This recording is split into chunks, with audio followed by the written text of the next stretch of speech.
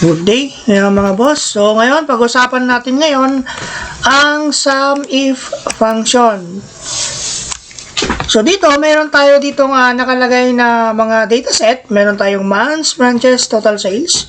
Meron tayo dito nga December, June, July, December, June, July. So, ngayon, i-apply natin ang sum if function. So, paano siya? Ito siya.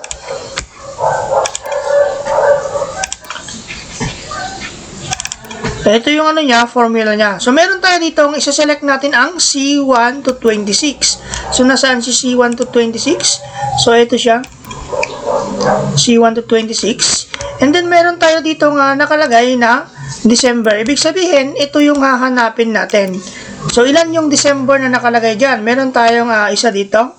Isang December, dalawa, tatlo. Okay, so tatlo yung December dyan. And then, sa huli, meron tayo dito nga okay,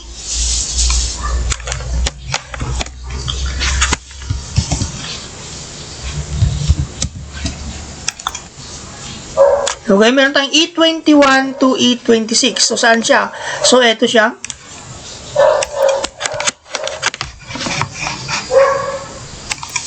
Ito yung E1 to E26. So, ngayon, yung formula natin is sum if. Ibig sabihin yan, ika-calculate niya. Sino yung ika-calculate niya? Si total sales daw ni December. So, hahanapin natin ngayon si December mula, eto siya, hanapin natin si December mula sa C1 to 26. So, meron tayong nahanap na isa, dalawa, tatlo. Ngayon, ika-calculate niya ngayon yan. So, nasaan si December, yung unang December natin? So, ang total sales niya is 100. Ang pangalawang sales is 400.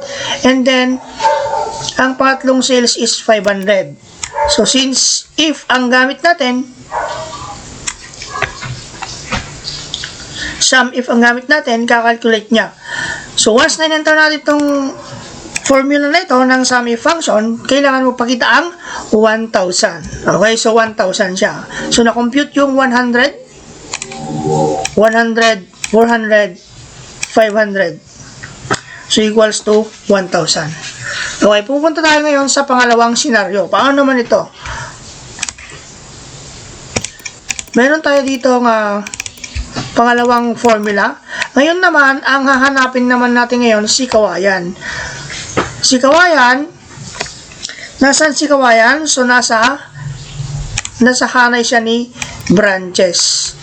And then, kukunin natin ngayon si kawayan, hahanapin natin. So, ito siya. Mula D21,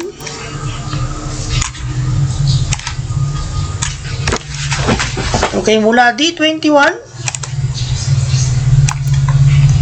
hanggang D26.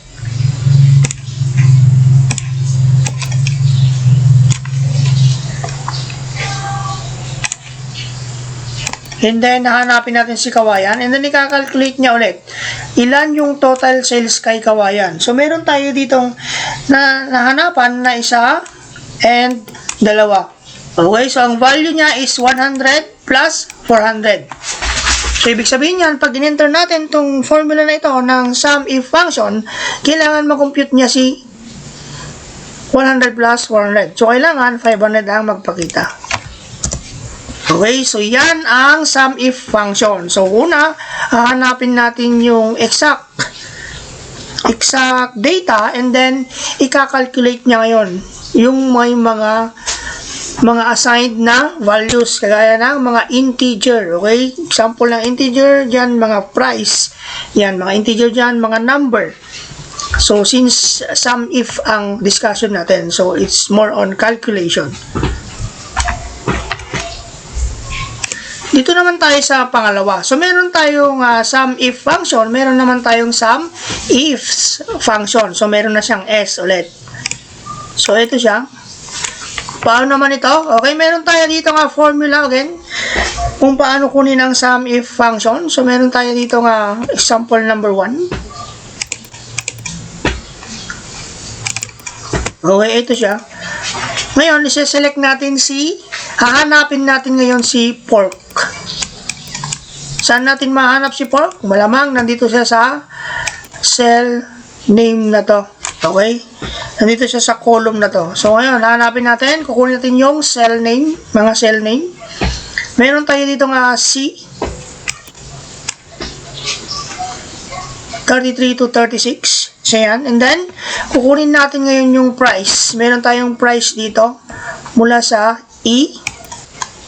Okay, so ito siya. And then, nahanapin natin si pork.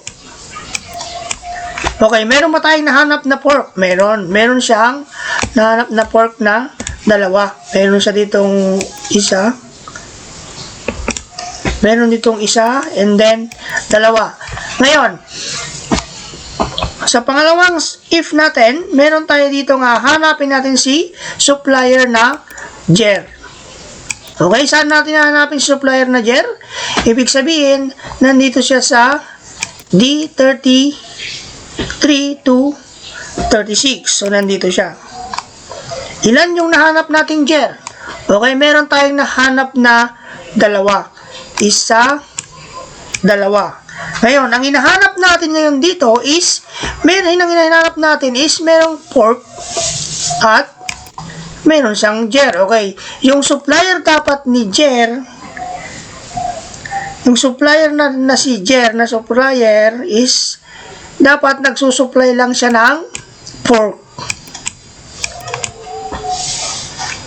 Saan ngayon yung Jer na nagsusupply lang ng pork?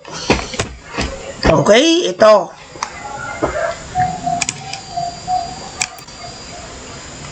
Ayan siya. Ngayon, ano dapat yung lumabas dyan? So, ibig sabihin, 400 ang lalabas dyan. So, dapat, ito siya. Pagka-click natin ng enter, okay, 400 ang lumabas. So, yan si SUMIF function. So, kanina, sa if function, isa lang yung hinahanap natin. So, dito is, marami na tayong hinahanap. So, ang sample lang dito is, dalawa lang muna para hindi kayo malito. So, dalawa lang yung hinanap natin dito.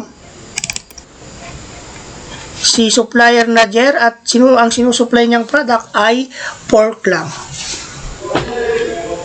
Punta naman tayo ngayon sa ikalawang senaryo. So, dito, what if kung ang hanapin ko ay cow? Hanapin ko ay cow. Product na cow. So, ilan yung mahanap natin dyan na product na cow? So, meron tayo dito nga isa.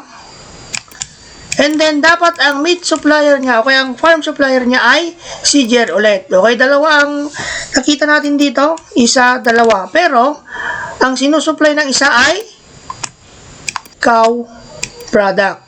Okay. So, pagka-enter natin dyan, ang lalabas dapat is 800.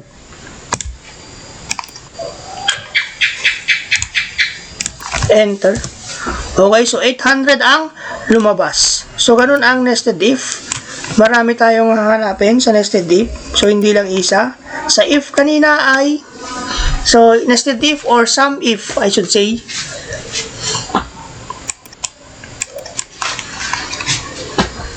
So, kanina, isa lang ang hinanap natin. Okay, yan ang pagkakaiba ng SUMIF saka SUMIF na may S.